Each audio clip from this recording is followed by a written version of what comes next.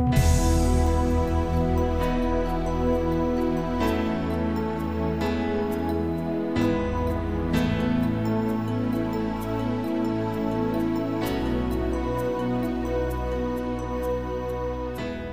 we continue to the ministry of the Holy Spirit in our life of a Christian, pag-uusapan po natin ngayon is the ministry of the Holy Spirit who seals us. Sealed. Okay?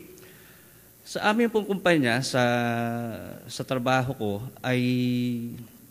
kami po ay, ang departamento ko po na area na aking pinagtatrabahuhan ay related po kami sa packaging. So, packaging, pag sinabing packaging, we develop and we give the specs to the supplier of what type of packaging and to the manufacturing, paano ipapackage ang isang gamot. Kasi sa gamot nga kami. And meron na rin kami ngayong, although may mga food na rin na pinapackage, pero mostly sa pharma pa rin. Then, bago kami mag-package ng isang produkto, dumadaan po ito sa testing, so maraming testing, the compatibility of the substance to the material. So, chine-check po namin yan kung merong compatible ba siya, kung stable ba siya. So, all in all, bago ka makapag-develop makapaglabas ng isang produkto, it will take you 2 to 3 years. No? Kasi pag-aaralan mo yung compatibility niya ron sa packaging material. So, sinasubject namin yan through testing, evaluation, so maraming proseso. And aside from that, kapag okay na siya, bibigay na namin sa manufacturing for production. For production, tapos for selling na po yun. Sa production po, the people in manufacturing must ensure that the products is hindi dapat kontaminado, dapat sa processing pa lang talagang malinis po ang kamay, lahat po. So talagang sterile yung lugar and sterile din yung handling. Okay? So ang purpose po nun is to make sure na hindi makontaminate yung product, hindi po magkaroon ng tawag dito ng mga aberya pagdating sa warehouse and especially to the customer. So, ang isa pong method na ginagawa namin doon is the product should be completely sealed. Okay? Dapat po, sealed po yung packaging na talaga pong sabi nga walang makakapasok a single bacteria or single oxygen. Okay? Then after we have sealed it, tinatatakan po namin ito ng sticker or any mark that it will signify that is tamper evident, it is tamper proof. Okay? So katibayan po yun that this product, dumaan po to sa masusing evaluation, testing, before it reaches to the hands of the consumer. Okay? So yan po ang pag-aaral natin. Related po dyan sa sealing the product and authenticating it by marking it by a seal. Pag-usapan po natin yan, the Holy Spirit, the ministry of the Holy Spirit, who seals us. Buksan po natin sa Ephesians chapter 1 verse 13. Ang sabi po rito sa Ephesians chapter 1 verse 13. Ephesians chapter 1 verse 13. And you also were included in Christ when you heard the word of truth, the gospel of your salvation, having believed. You were marked in Him with a seal, the promised Holy Spirit. Basahin ko po yung second, iulitin ko po. Having believed, you were marked in Him with a seal, the promised Holy Spirit. Okay?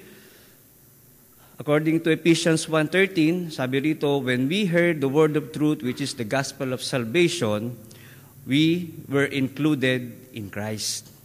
Okay? Nakinig lamang tayo, naniwala tayo to the word of truth, which is so powerful, okay, which is so great, okay, the gospel of salvation, we became included in Christ. We became part of God's family, we became a heir, and included in God's plan and will to us. Yun naman po, di po ba, yun ang will ng ating Panginoon sa atin, na tayo ay makasama niya sa piging, sa paraiso, makatikim ng salvation, and that is through His Son, believing in through His Son, Jesus Christ. Okay? So, sabi na sa sentence, we were marked in Him with the seal, the promised Holy Spirit. Okay?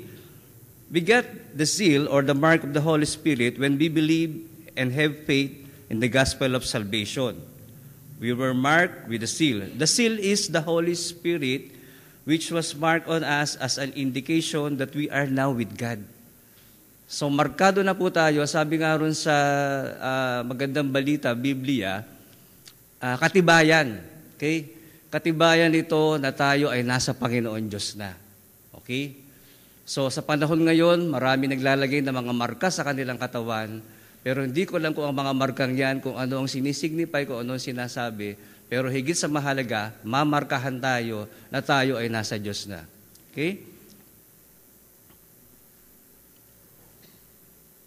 Before we were in darkness, nung tayo hindi pa nakakakilala sa ating Panginoong Hesus, we live in lies, included in all sorts of worldly system and principles, but believing in the gospel of salvation produces in us the great relationship to our Father, our God, our Savior, our Lord,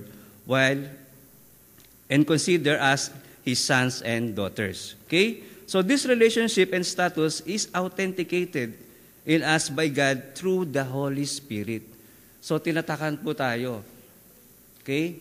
So ang Holy Spirit, ang seal ng Holy Spirit, nakukuha natin to once we heard the gospel of salvation, once we heard the word of truth, and of course, believing and having faith on our Lord Jesus Christ. Okay? At dahil nga doon, yun nga, tinatakan na po tayo. Sabi nga sa Romans 8:17, now if we are children, we are heirs, heirs of God and co-heirs with Christ, if indeed we share in His sufferings in order that we may also share in His glory. Again, Romans 8:17 reiterated that we are heirs, okay? Heirs of God, okay? Co-heirs with Christ. Ang galing, ano? Halos ka-level. Co-heirs natin si Christ, okay? Gaya na nabanggit ko kanina, bago namin sinisil at minamark ng sticker, seal of quality, yung produkto, dumadaan po ito sa testing and evaluation and ensure that it's clean, safe, and complete. Okay? Dapat yung efficacy, yung content ng product, kung gaano siya ka-precious, kung mahal yung produkto, dapat na-preserve po namin yun. Okay? Through the method of packaging it, through the method of sealing it, and through the method of distributing it sa market and informing the consumer that what you are buying is really sealed in freshness. Naging manok. Okay? So, hindi po gano'n. Pero, yun po inu-ensure namin sa consumer. So, gano'n din ang Holy Spirit sa atin. He is ensuring us, okay? He is ensuring us, the Holy Spirit, that we are heirs, that we are sons and daughters of God. Okay? Katibayan po, pruweba. Okay? Ano ba sa atin ang selyo ng Holy Spirit? Ano ba ang marka? Okay? Sabi sa Ephesians 1, verse 14, karugtong ng binasa natin kanina, that the Holy Spirit which seals us in Christ is a deposit. It is a deposit guaranteeing our inheritance until the redemption of those who are God's possession. So meron ng deposit sa atin ng Panginoon Diyos. Okay? Meaning, we can enjoy the fruits, sabi nga, di ba, the fruits of the Holy Spirit in our lives. Dito pa lang sa lupa, habang nabubuhay tayo, na-enjoy na natin yung gladness, yung joy, yung patience, yung self-control, self-discipline, okay, na produkto ng Holy Spirit. Yun yung sinasabing deposit sa atin. Na nang tinanggap natin si Jesus Christ, maniwala tayo sa Kanya, of His death and resurrection, tinanggap natin siya bilang Lord and Savior, immediately the indwelling of the Holy Spirit ay nasa atin na, at hindi lang siya nag-indwell, kung hindi, minarkahan pa tayo, okay, in Jesus Christ by the Holy Spirit. Okay? So, it is already a deposit. While we're still on earth, it's already a deposit that we can rest and enjoy the peace with our Lord God. Di ba ang sarap noon? Okay? Habang nandito pa tayo sa ibabaw ng lupa, habang tayo ay nakakaranas sa sinasabi ko din ng mga trials, tawag dito, mga pagsubok at mga challenges in life, mahirap man o madali, malaki man o malaki, still the Holy Spirit ensures us that you have the mark, you have the seal, and you can rest and enjoy its presence on our life. Amen? Okay? So the sealing of the Holy Spirit is also a mark of ownership. It is also a mark of ownership, ha? Tandaan po natin. Noong panahon po sa Old Testament, kung mababasa natin yung mga historical text doon, that yung hari po, no, pag gumawa ng edict, no, sineselyohan niya nung singsing niya. So, hindi ko alam, parang nilulubog niya sa malambot or sa clay or sa kandila din para magkaroon ng tinta yon. Then yung edict na gagawin niya, na ipoproclaim sa bayan, ay makikita ron yung seal niya.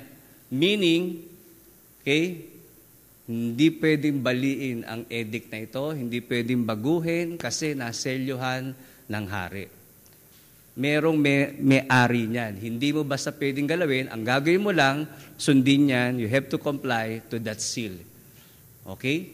So, the mark of the seal sa ating buhay, okay, it is an ownership that we are now owned by God through the relationship with our Lord Jesus Christ. Okay? So, yung sinasabi natin that we are saved, we have a relationship with our Lord Jesus Christ, we accepted Him as our Savior and Lord. Okay? Behind that ay napakahalaga. Okay? We are owned by God. We are co-heirs with Christ. Okay? We are owned by God. Okay? Again, isa pa po, the Holy Spirit, which serves as a sealing to us, okay, who seals us, is an identification of the one who was attesting to our present status as a child of God. So identification ang seal na yan ng Holy Spirit, okay, attesting to our present status as a child of God. Pinapakilala niya na ikaw ay child of God. Okay? At sino yung nag-a-attest na yon? Kaninong identification yung sealed by the Holy Spirit? That identification is none other than our Father God, our God Father. Okay? It is an identification. So, hindi basta-basta yung selyong yan. Okay? Sa amin nga, meron kami mga documents, meron kami mga nilalabas na mga guidelines or regulations.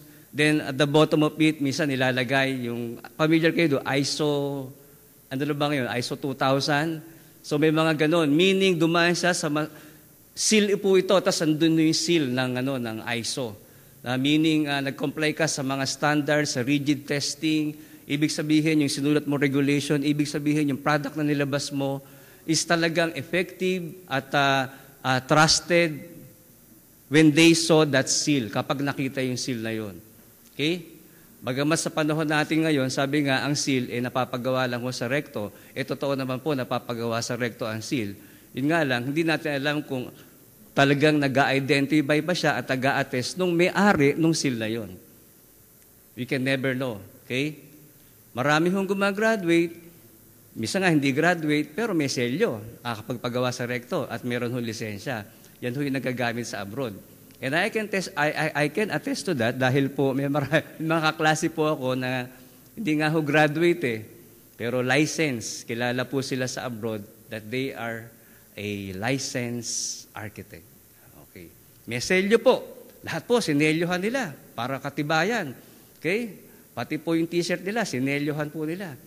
Okay? Para patunay na sila ay lisensyado. Pero yun nga, nakakatakot, hindi po lahat ng seal masasabi mo na authenticate siya talaga. Na genuine, na nagsisignify ng ownership, and at the same time, identify the one who is attesting the seal, the mark. Okay? The Holy Spirit seal serves also as a guarantee. Okay? Sabi rin sa verse 14 ng Ephesians chapter 1, guaranteeing our inheritance until the redemption of those who are God's possession. Okay? It is a guarantee that we will be enjoying its benefits more when the day of redemption comes. So, ibig sabihin, may darating na, alam na po natin yun, di ba? Kapag tayo po ay lumisan na rito sa ibabaw ng mundo, meron po talagang sinasabing day of the Lord na darating. At doon sa day of the Lord na sinasabing redemption. Doon po natin mas lalong may enjoy. Ginagaranti tayo ng seal ng Holy Spirit na kung ano yung nararanasan natin dito, na deposit pa lamang, mas higit pa po ang mararanasan natin doon. Okay?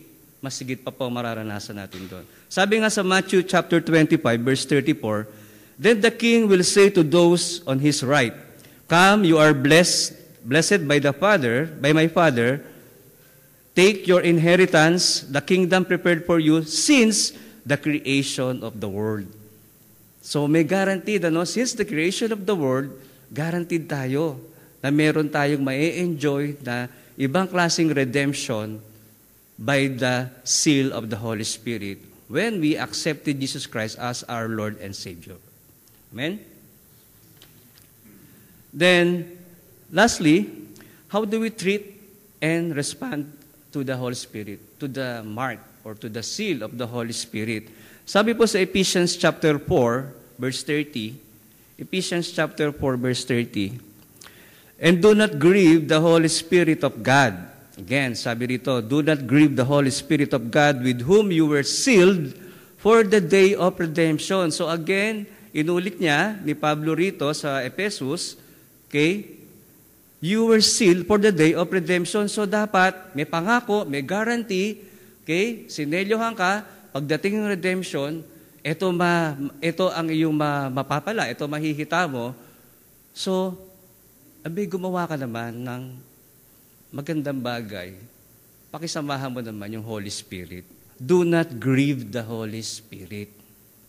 Okay, do not grieve the Holy Spirit. Kasi nga yung Holy Spirit, sa pag-aaral natin, it is also a person. Okay? Nakakaramdam ng joy, nagbibigay ng joy, and sabi, do not grieve, meaning, nagigrieve siya, nalulungkot siya. Okay? The mark, the seal, is a precious identification to every contained material or product. Gaya nabanggit ko kanina, kapag nakita mo ang seal sa isang produkto, mapa-sticker man yan, mapa-stamp, o mapakasama sa print ng packaging, it is a precious identification of the contained material of the product. Okay?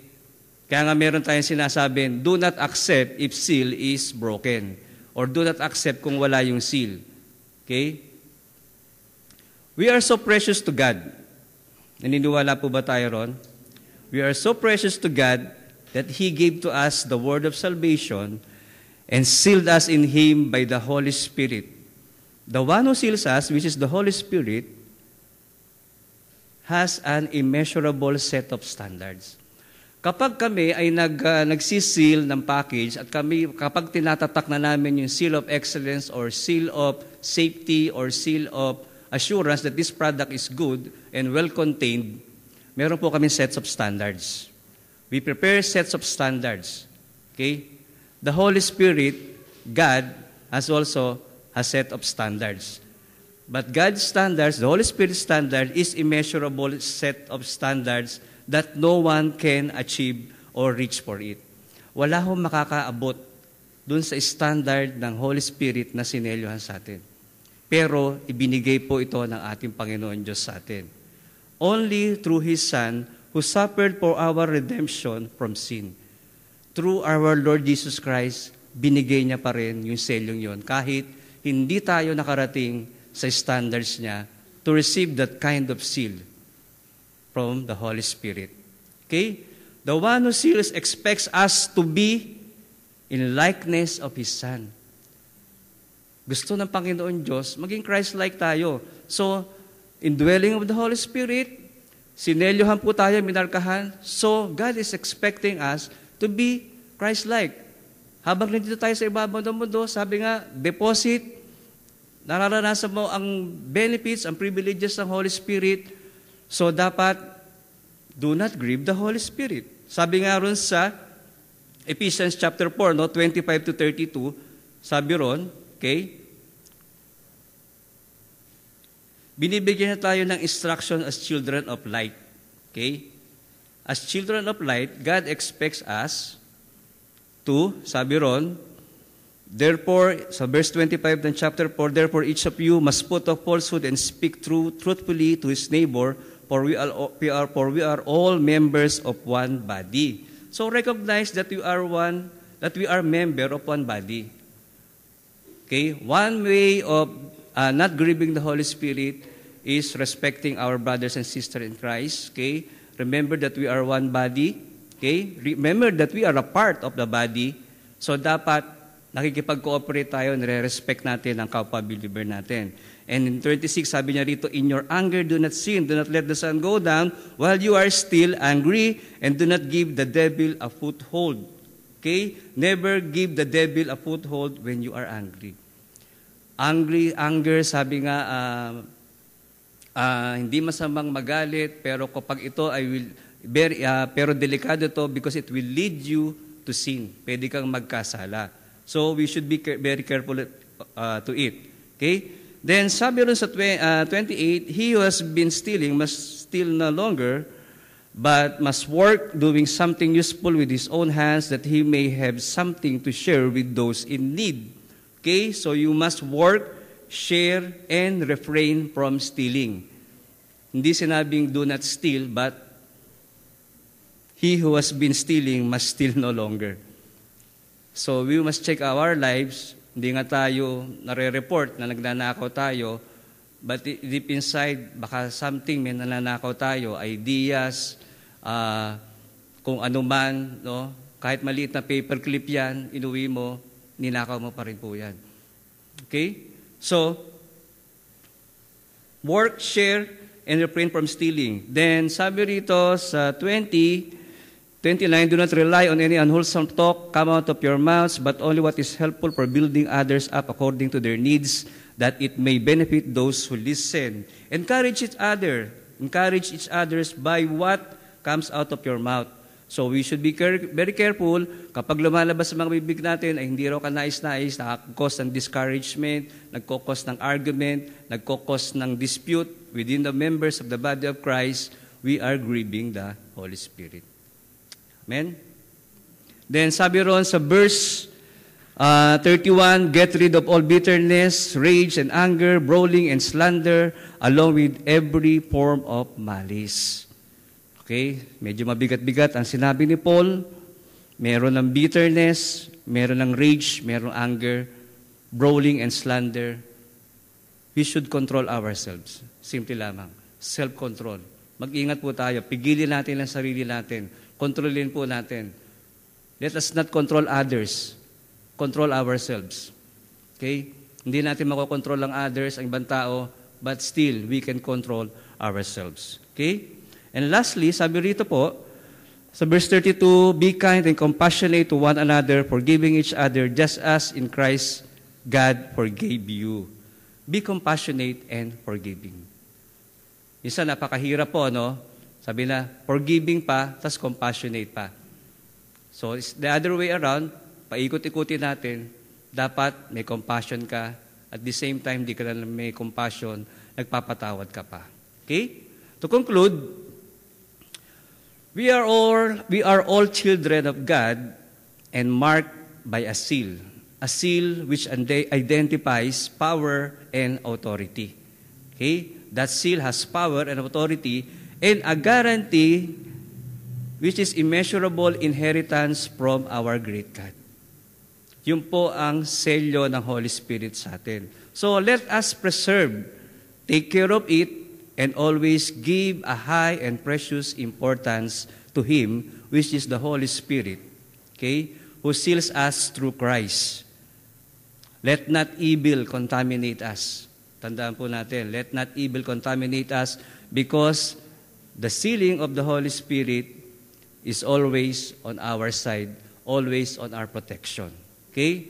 So do not tamper it, because, at hindi nyo matatamper kasi it is tamper evident, it is tamper proof.